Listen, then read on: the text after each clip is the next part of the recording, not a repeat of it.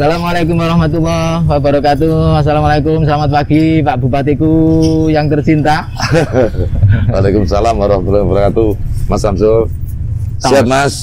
Nah, dari mana saja ini tadi Pak Bupati? Pagi-pagi kok sudah ini tadi dalam rangka ngecek proyek apa dalam rangka ngecek apa ini tadi Pak Bupati? Boten, memang saya sering pagi itu keliling. Keliling ke kota, kadang-kadang ngopi, kadang-kadang ya sekedar untuk melihat suasana pagi. Iya.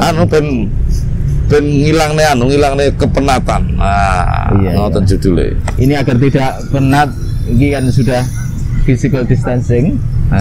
Aman sudah. Mohon izin kita lepas ya. Boleh ya? Oke, siap. Wah, begini ya. Alhamdulillah, segar rasanya Pak Bupati. Sehat Pak Bupati ya? Ambekan orang beban. Mudah-mudahan corona segera sirna Mas. Gelisah saya juga. Sehat-sehat alhamdulillah. Alhamdulillah. Ya. Kita semua juga sehat. Nyatanya pagi ini kita makin sehat. Ketemu apa ini? Senior juga idola. Idolanya Wong Ponorogo kan gini yang pasti. Ya bagaimanapun pemimpin ini kan idola. Karena kalau tidak jadi idola ya tidak akan dipilih lah Pak. Ini saya juga tadi kebetulan juga baru ini Pak Bupati. Ini kita ngopi-ngopi di sini. Kayaknya sudah mau finish sesuatu yang spektakuler. Soal face off Jalan Hos Cokro Aminoto. Iya Mas. Nah tadi kebetulan Pak Bupati juga pas hadir di sini, kayaknya juga ini hari baik kayaknya ya. Ini boleh diceritakan Pak Bupati. Ini Mas. Bisa ada face off itu piye gitu. Apa oleh wahyu wangsit? Ya pertama saya ini melihat kota ini kan, indahnya kota itu kan kemudian akan menjadi kacamata bahwa ini penting, bahwa Ponorogo yang dulu pada zaman saya masih kecil, pada zaman saya SMP, kota ini sungguh sudah peradabannya sudah bagus, sudah jauh di atas kota lain sesungguhnya. Kalau boleh dari kita teliti sejarah ke belakang ya. Tapi kemudian ketika peradaban bagus tidak diimbangi dengan wajah kota yang bagus, maka dipandang kita akan tidak bagus. Maka saya mimpi besar piye carane face off ya. Face off ini karena kalau kita bicara perawatan wajah misalnya kan laren kesuwen. Kayak krim, siang malam nggawe opo pokoknya kesuwen. Maka untuk percepatan itu harus kita kasih nama operasi plastik lah, face off lah. Operasi plastik. Rada cepet nih biar berarti ini apa namanya Jalan Hos Cokro Aminoto ini memang dalam tata ruang kota masuk wajahnya Ponorogo. Oke, pertama memang dulu pada zaman saya kecil, jenengan juga masih zaman itu juga masih sama-sama mudanya. Ini namanya Jalan Pemuda dulu. Jalan Pemuda jalan yang paling besar di antara Ponorogo. Di sini ada SMP 1 ada, kemudian komplit lah. Artinya semua dulu ada toko di sebelah situ, toko Kim An namanya, yang ketika update foto waktu zaman kita mau daftar SMP itu kalau tidak kalau tidak Kim An kurang mantep. Tepatnya di situ. Dan ini luar biasa. Saya memandang pertama jalannya lurus bagus, yang kedua jalan paling bagus dan paling menurut saya paling pas Pak, dari sisi tata letak. Maka sebentar lagi juga Pasar Legi sudah diresmikan, kemudian pedagang sudah mau pindah. Nah, inilah wajah yang perlu diledakkan dulu, dalam arti diledakkan secara citra, diledakkan secara brand lah. Maka kami ingin face off, nanti keliling. Nah ini sudah hampir 70. Saya anggap ini baru 70% lah, ini baru 70% selesai. Tanaman sudah mulai tumbuh, lampu-lampu sudah mulai dipasang, cuman kami tinggal finishing touch-nya kira-kira ya 30% lagi lah. 30% lagi lah. Jadi pemilihan Jalan Hojo Praminoto itu memang atas pertimbangan itu. Pertimbangan itu dan saya memang agak sangat tertarik dengan tokoh yang dikasih nama jalan ini. Jadi Mbah Cokro Aminoto ini saya agak tertarik dengan beliau. Jadi secara geografis, fisik, tata ruang memang ini memang yang pas. menjadi wajah orang ketika masuk di Ponorogo yang pertama kali kebetulan namanya Haji Umar Said Cokro Aminoto. Kita tahu. Saya sudah tahu. Iya, beliau lah. Gitu. Host itu singkatan dari Haji Umar Said dalam ejaan lama itu sudah besar. Dulu di ketika masih singkat SD ya dihafalin aja Host Cokro Aminoto. Ternyata itu singkatan. Tapi kayaknya S-nya ini bukan Haji Umar Sugiri gitu. Betul. Host Cokro Aminoto, Haji Umar Said Cokro Aminoto. Kalau ngomong-ngomong Pak Budi, kalau boleh tahu iki sakjane ngono, sakjane iki cara visi besarnya ke depan ini mau dijadikan bagaimana?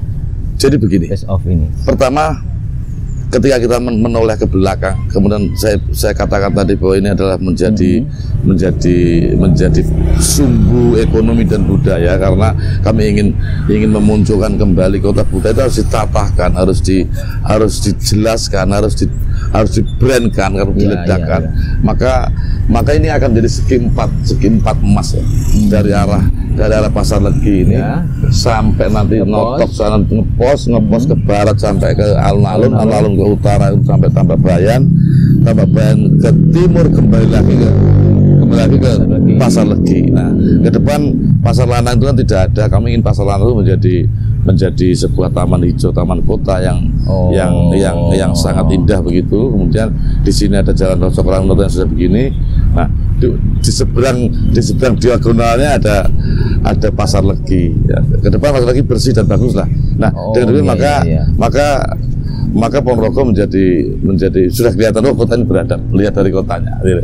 Jadi memang face off itu ya bukan hanya ini ya berarti. Betul. Ini baru tahap awal. Ini tahap awal. Kalau di dalam bahasa jurnalis itu ada halo effect, maka kami ingin memberikan kesan baik kepada masyarakat bahwa pilihannya yang namanya Sugiri Sancoko itu dipilih oleh rakyat kecil, memang berangkat dari orang kecil yang sampai sekarang juga tidak pernah kunjung besar, maka mencoba untuk memberikan halo effect. Gitu. Iya.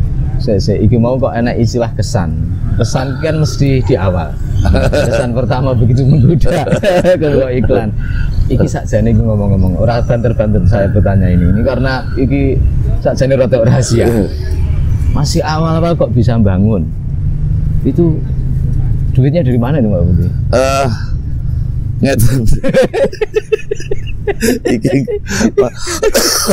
Jadi saya meyakini bahwa gotong royong itu sudah ada di Ponorogo sejak sebelum saya, nenek moyang saya, bahkan jauh sebelum nenek moyang saya. Nah, sehingga hal yang hampir pudar ini kemudian kita bongkar kembali. Karena saya tahu bahwa APBD saya dilantik pada bulan Februari tanggal 26 itu tentu APBD sudah barang jadi, kemudian sudah barang jadi ada perintah untuk refocusing, ada perintah untuk menangani COVID sampai kemudian harus memakan anggaran sampai 8% lebih anggarannya mestinya sudah didok oleh kawan-kawan lama ini, mestinya harus beralih fungsi menjadi refocusing. Ini agak membuat semua anggaran menjadi terpangkas dan salah satunya adalah infrastruktur. Maka kami ingat ini dengan gotong royong saya pikir selesai. Saya coba jadi saya coba konsep, mengundang tukang gambar, desain, arsitek kita undang, kemudian saya bikin detail engineering desainnya seperti apa, kemudian dipecahi per section. Jadi per section dipecahi ini dari Pasar Legi sampai ke kantor pos sampai ke Masjid Dur sampai ke ngepos, kemudian dipecah-pecah lampunya siapa, kemudian kami pecahin, terdiri dari beberapa section, ada puluhan section ya. Akhirnya kemudian per section kami mengundang kawan-kawan yang hari ini punya usaha dan bahkan pengusaha atau lembaga usaha yang ada di Ponorogo. Bang Jatim misalnya, dia tawarin aku pengen punya konsep begini, ya dia ambil satu section, BNI ambil satu section, BRI ambil satu section, kemudian Koperasi ambil, NU ambil, Muhammadiyah juga ambil, kemudian toko-toko di sebelah kanan kiri diambil, SMP juga ambil beberapa lampu misalnya, karena kekuatannya kecil ya kecil, tapi sungguh pemerintah, panitia atau apapun diharamkan menerima duit, tidak boleh menerima duit serupiah pun. Iya. Jadi langsung dia belanjakan, langsung diberikan kepada kontraktornya. Kalau bukan kontraktor, diberikan belanjakan lampu. Kalau itu toko lampu, biar mereka melakukan sendiri, biar kemudian tidak ada dusta di antara kita. Akhirnya jadi hampir lumayan alhamdulillah. Ini sudah hampir. By the way, ya begini ini. Kalau bupatinya kayaknya dulu punya latar belakang entertain gitu. Entertain puitis.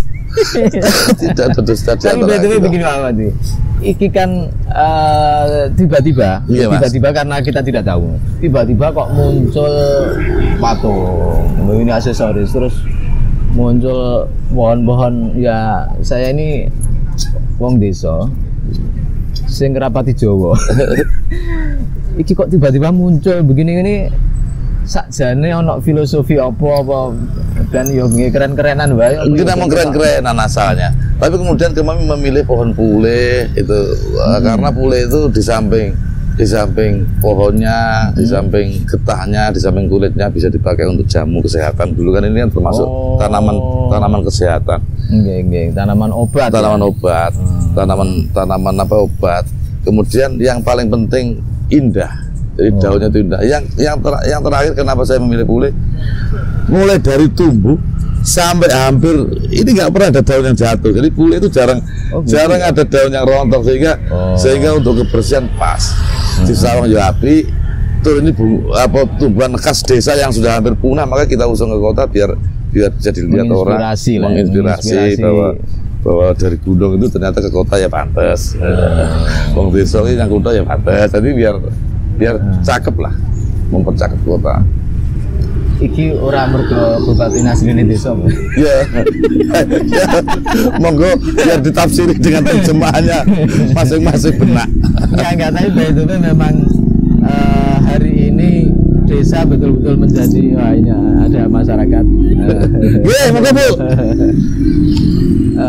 Kita emang sudah juga harus concern di desa-desa lah. Ada Kementerian Desa. Kementerian Kota malah nggak ada. Nah ini kayak patung-patung ini. Gimana? Ya ini sesungguhnya hasil imajinasi manusia saja. Kalau kemudian kalau warok itu kalau ditandai kurus itu kan walaupun memang warok dulu mungkin kurus karena penuh dengan prihatin, penuh dengan zuhud, penuh dengan tirakat. Nah, hari ini kan warok diterjemahkan dengan agak gede karena kalau kurus warok kurus menara penak gitu kan. Ini hasil imajinasi kawan-kawan seniman. Biar kemudian ini menunjukkan bahwa kota Warok itu pertama. Yang kedua biarkan menjadi ada tempat titik-titik ledak untuk selfie biar instagramable lah ada. Kalau kami ada di Ponorogo ceritanya begitu, ada di sana nanti ada apa, di sini ada Warok, di sana ada barangkali nanti akan ada patung Ros misalnya, kemudian di ujung sana ada penjor-penjor tentang bagaimana merak, bagaimana reok. Prinsipnya ini saya ingin ada brand karakter tentang Ponorogo yang kemudian mampu kita terjemahkan dalam bahasa simbol, misalnya Warok, misalnya merak, misalnya reok. Kemudian ada batu hitam itu sama batu merah itu kemudian biar menjadi brand kami bahwa perpaduan antara merah dan batu biar menjadi warna alamiah yang kemudian nanti akan kami setengah wajibkan bagi kantor-kantor institusi negeri, instansi biar setiap pagarnya ada karakter bata merah yang khas buatan Ponorogo, ada batu yang itu batu andesit juga batu Ponorogo biar kemudian karya kemudian produksi UMKM biar tetap jalan dengan adanya begitu. Ini kan penting. Secara sekilas berarti memang ada pertimbangan-pertimbangan yang berupa sains gitu. Itu ben ketok pinter akademik. Berupa sains ya logik.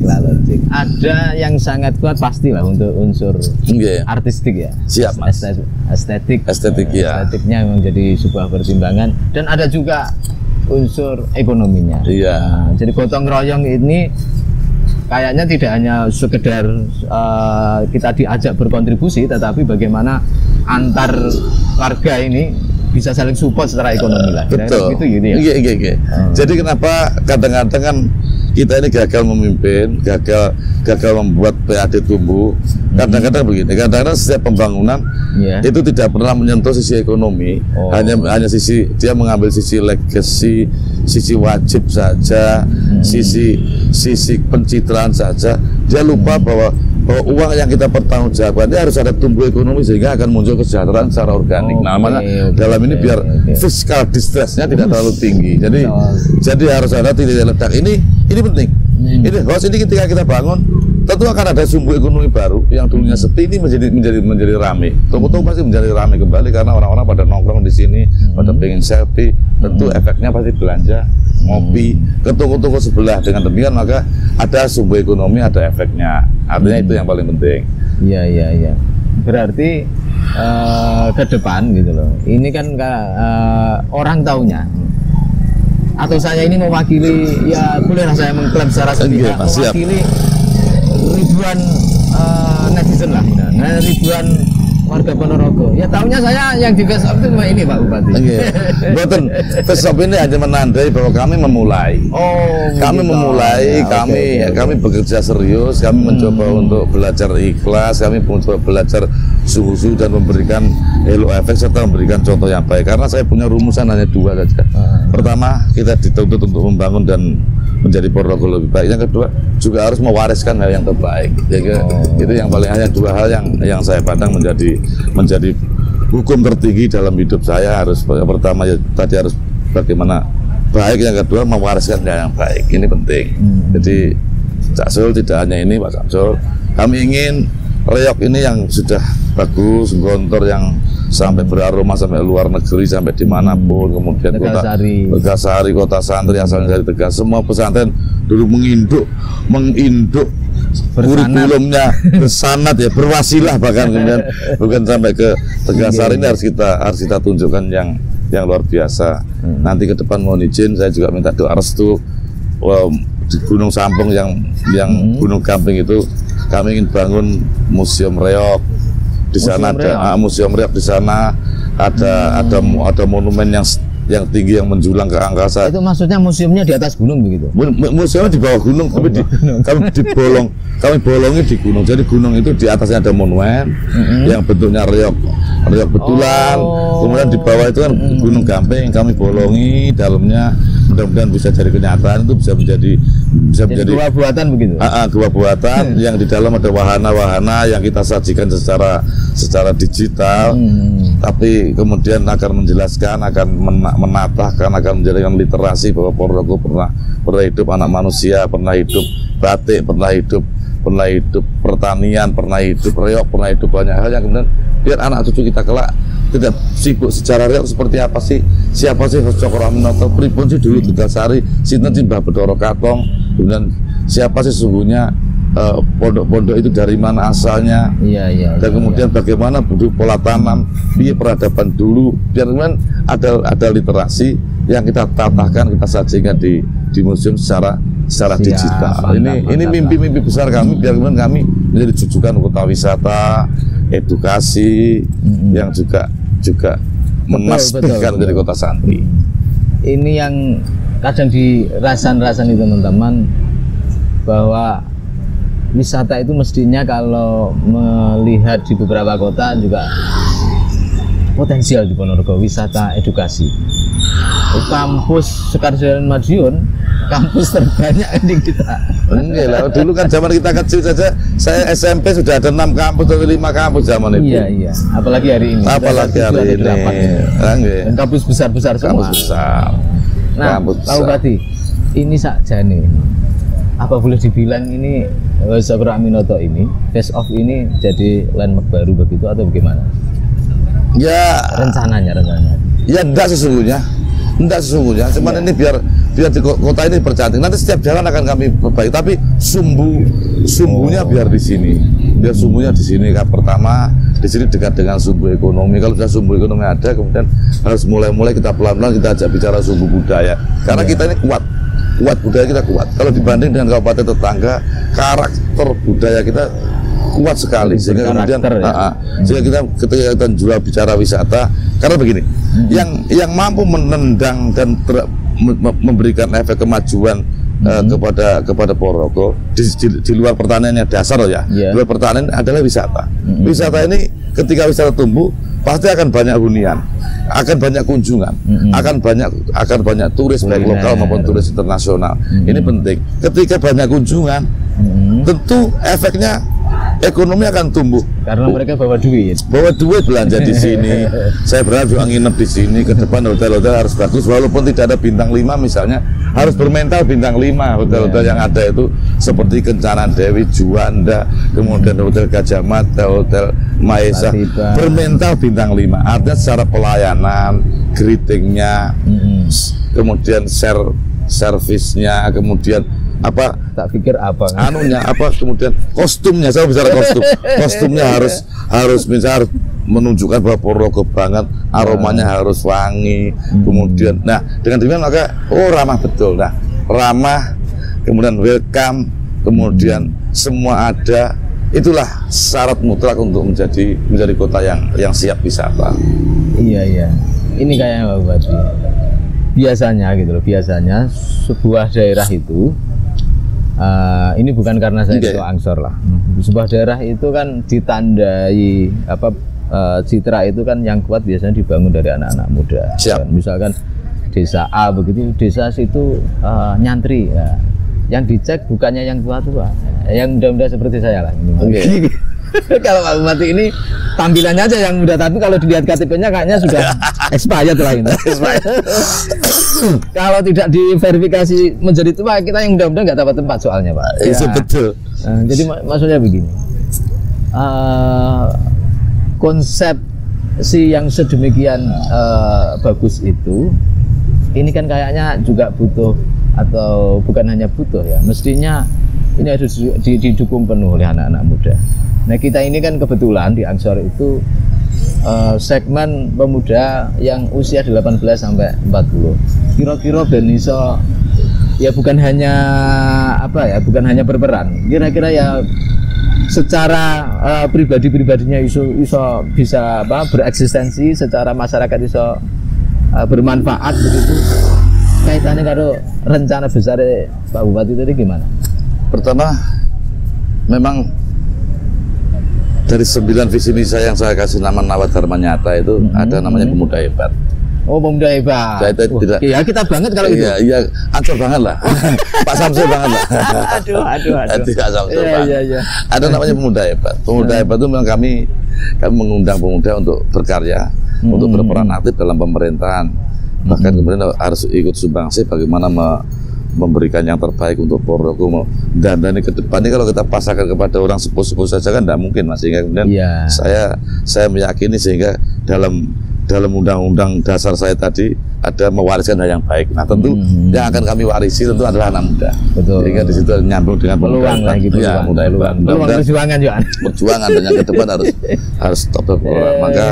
Maka kami libatkan sebentar lagi misalnya bola harus hidup. Nah, bola harus hidup ini kan Persepon ini kan sudah luar biasa dulu moncer di mana-mana walaupun tidak pernah juara. Tapi secara kecintaan supporter, kecintaan publik kepada Persepon tidak pernah pudar. Maka kita harus mengambil peran itu, kita harus menyambut itu dan menyongsong itu. Sebentar lagi kami ada Piala Bupati, kemudian Persepon sudah kami sebentar lagi biar masuk Liga 3. Ke depan mudah-mudahan lambat laun bisa masuk Liga 2 dan saya bisa menjamin masuk Liga 2. Ini penting.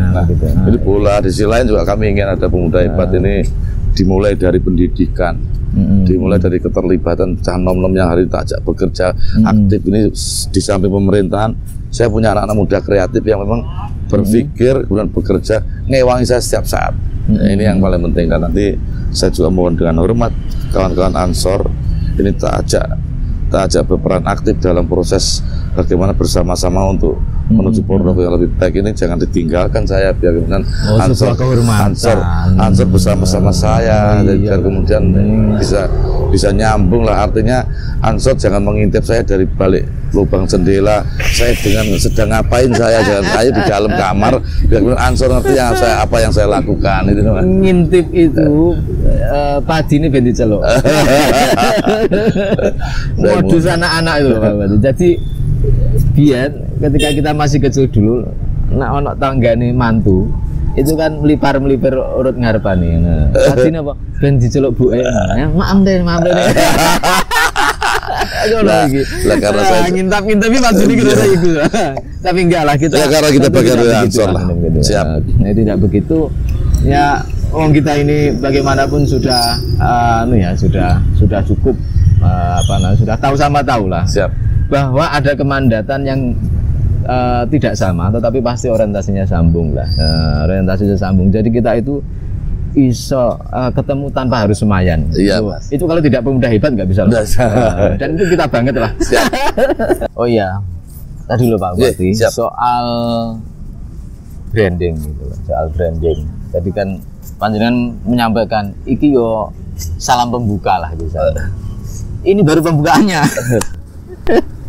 Iki sakjane ngono, dari sekian yang banyak itu kalau boleh didetailkan itu agar kami sebagai rakyat jenengan ben paham ngono, kira-kira bisa disampaikan Pak Bupati. Nggih, pertama begini. Saya pengen membawa kota ini menjadi kota budaya, ini kami tonjolkan betul. Kota budaya. Kota budaya santri ini kami tonjolkan. Jadi budaya yang santri loh ya. Budaya yang santri. Ya, ini kami tonjolkan betul sehingga hal-hal yang kami pandang itu menjadi bagian dari sejarah. Maka kami tonjolkan betul. Kami tonjolkan menjadi alat jualan kami. Yang kami jual adalah itu. Dari positioning kota ini akan menjadi kota budaya yang santri, sehingga pembangunan dimulai dari hal yang berbau budaya dulu. Bukan berarti di desa tidak. Sebentar lagi jalan-jalan desa dalam tahun ini mudah-mudahan sudah mulai kami lakukan perbaikan dan ada penambahan peningkatan sudah mulai pada tahun ini. Yeah.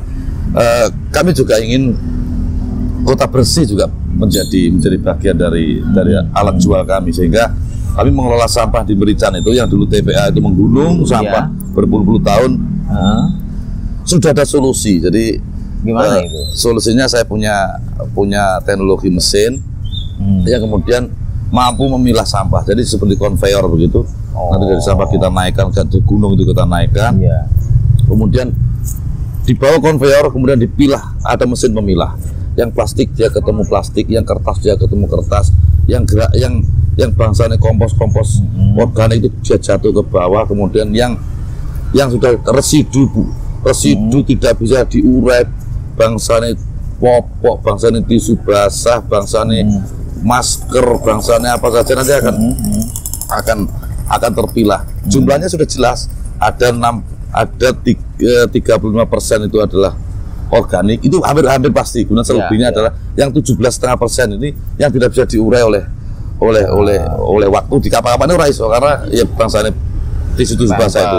Nah, sudah itu benar-benar wise-nya, maka harus kami rajang lembut begitu, kemudian kami kasih treatment, dipanasin sekian derajat, bentuknya nanti seperti arang stengkul, seperti briket, dan itu dibakar, sudah bisa jadi bahan bakar yang kemudian ke depan insya Allah sampah ini akan zero waste, tidak ada lagi sampah.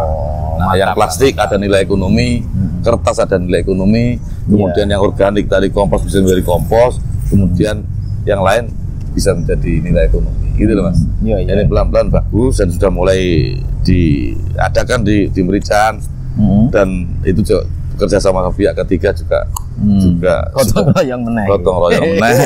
Jadi semua memang gotong royong. Kami mengundang Ansor juga untuk gotong royong bersama-sama, yang punya doa kita sokong Ponorogo dengan doa, yang punya tenaga dengan tenaga, yang pintar-pintar sudah sekolah di mana juga memberikan ide gagasan tentang Ponorogo, yang sudah menjadi pejabat di Jakarta, bantulah kami. Ingatlah kota ini yang melahirkan kita semua, sehingga ayo kita bangkit. Tanah kelahiran harus kita kembangkan secara gotong royong. Kami bukan karpet merah apapun, sehingga partai politik yang berbeda sekalipun mau kita gotong royong, kita terbuka, tidak lagi ada menang kalah, yang ada adalah bagaimana kita bersatu gotong royong membangun Ponorogo yang lebih baik, yang hebat. Nggih, yang hebat. Iya, Rano hebat iki gak keren banget. Nah, iki ya, kita mosong ini kan kita teringat biasanya Senin pagi harus menyanyikan lagu Bangunlah Jiwanya, Bangunlah Raganya. Ya kita ini kan morgo tidak pegang anggaran negara ya, mungkin ya 70% lah ya. Kita lebih banyak akan membangun jiwanya. Jiwa-jiwa yang bersih, jiwa-jiwa yang tenang ya. Dengan bagian sing fisik-fisik ngono kuwi ora mungkin ini pejabat itu ya dilarang berfilsafat. Pejabat itu ambil kebijakan. Lagian juga ketika selesai jadi ketua Ansor kan dia kan pas kalau jalur kiai. Iya debutan juga. Mas. Iki kok secara meritokrasi kayaknya walaupun tidak ada, tapi kayaknya mengarahnya ke sana. Nah, tinggal ini bisa upgrade atau tidak itu. Jadi iki sing sok-sok jadi kegelisahan. Batin-batinnya iki kan karena priorisasi ini mentek. Jadi Pak Bupati, ini sebuah kehormatan lah. Siap. Kehormatan ini kan podcast kita yang perdana. Siap. Kira-kira mudah-mudahan hari ini menjadi hari yang baik lah. Dan sebuah kehormatan podcast pertama bersama Pak Bupati yang alhamdulillah sebenarnya ya dalam dan itu bukan orang lain lah. Yo batis dewe saja nih. Tetapi kan kader yang saya pinjam bahasanya Ketua NU itu ditugaskan di kalau kami masih ditugaskan di internal ini. Kalau jenengan ini memang memberikan kemaslahatan yang lebih besar. Nah, saya ingat begini Pak Bupati. Di NU itu salah satu sektor yang pasti akan bertemu dengan negara itu kan sektor layanan ya. Sektor layanan. Nah, sektor layanan ini ya tentu yang dilayani siapa lagi? Kita di NU di Ansor juga melayani masyarakat tapi segmennya muda dan jenengan ya mesti masyarakat lah ngomong Ponorogo, tapi masyarakat secara keseluruhan. Nah, kita mungkin membantu yang kecil-kecil gitu saja lah. Kira-kira selebihnya harapannya jenengan ini sekali lagi ya umpama bukan untuk Ansor lah, untuk masyarakat secara umum lah. Secara umum ini terkait rencana program face off ini. Ya pertama ini kita selesaikan dulu, tentu dengan gotong royong, maka setelah itu kita akan kembangkan. Setelah kembangkan, kemudian ini menjadi awal dari yang baik dari kita membangun Ponorogo. Ke depan mudah-mudahan pola gotong royong ini bisa tidak hanya sekedar fisik saja. Tadi disampaikan oleh panjenengan bahwa program gotong royong akan kita pantik biar merambah kemana-mana, termasuk bagaimana saya segera ada program yang kita launching bersama, nanti juga kawan-kawan juga terlibatkan semuanya untuk namanya saudaraku aku di sisimu. Kami ingin mengangkat kemiskinan itu dengan cara bergotong royong. Misalnya begini, kami punya masyarakat miskin yang itu adalah PR kita bersama. Ada sekitar 115.000 penduduk miskin Ponorogo. Ini terdiri dari 4 strata, desil 1, desil 2, desil 3, dan desil 4. Desil 4 ini sudah mendekati agak tidak miskin. Desil 3 masih miskin.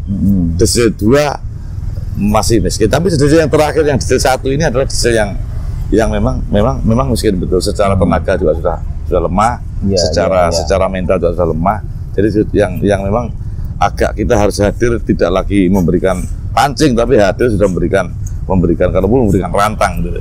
Sehingga kemudian saya senang dengan pemerintah yang hadir, pemerintah pusat yang hadir dengan banyak program, misalnya ada BPNT, ada PKH, ada banyak hal. Tapi alangkah baiknya jika kemudian kita libatkan masyarakat yang sedang berada, misalnya sedang beruntung. Ada kawan-kawan yang kaya, yang produktif. Nah, kami ingin berkolaborasi. Jadi kita bagi habis penduduk miskin ini, kemudian kita titipkan, kita ampuhkan kepada orang yang sedang diberi keuntungan, yang sedang bahagia, yang sedang gembira, yang sedang kaya, diberi PR untuk membagi up, untuk mengangkat, untuk ayo saudaraku kamu tak tenteng dari miskin menjadi tidak miskin. Misalnya satu orang yang kaya dibeban 3 orang, dibeban 4 orang, yang paling kaya dibeban 50 sampai 100 orang misalnya, diberdayakan. Tidak hanya menjadi karyawan tapi diberikan tuntunan, diberikan biar kemudian keluar dari kemiskinan. Zona pendidikan.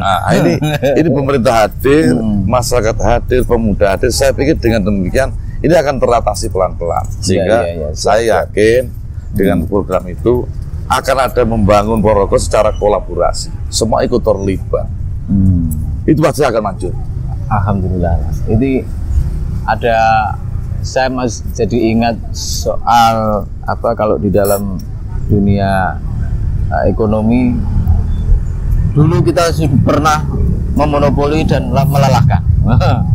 Kemudian setelah monopoli kita ganti, kita kompetisi aja. Kompetisi juga melelahkan. Apalagi kompetisi bupati melelahkan.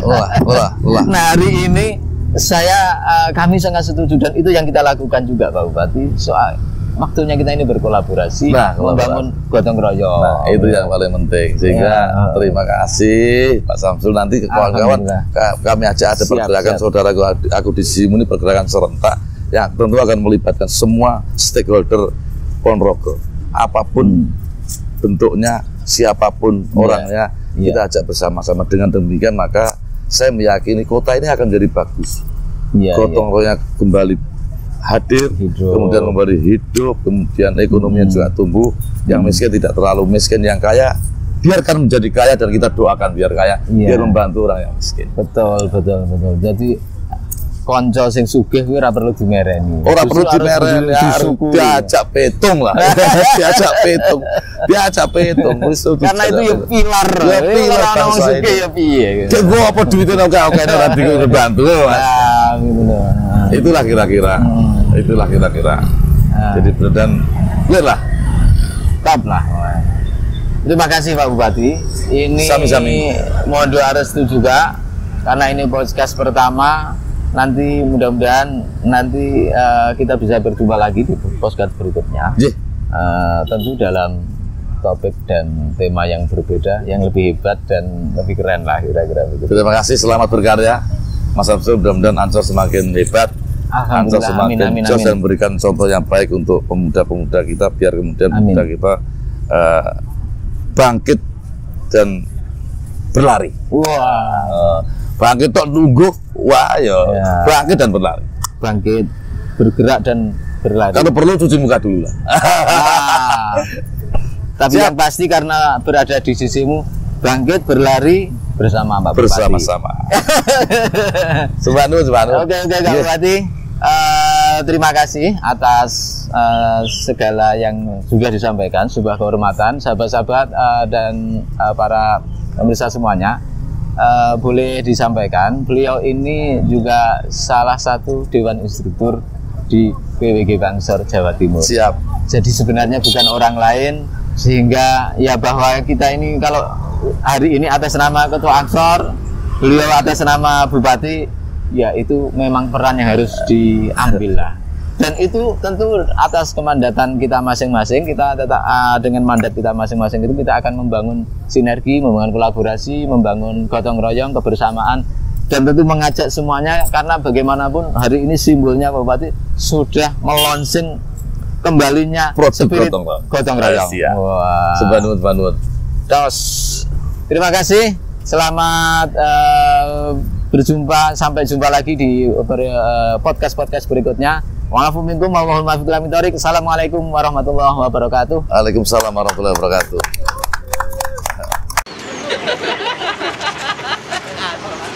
Kita mati gaya yang satu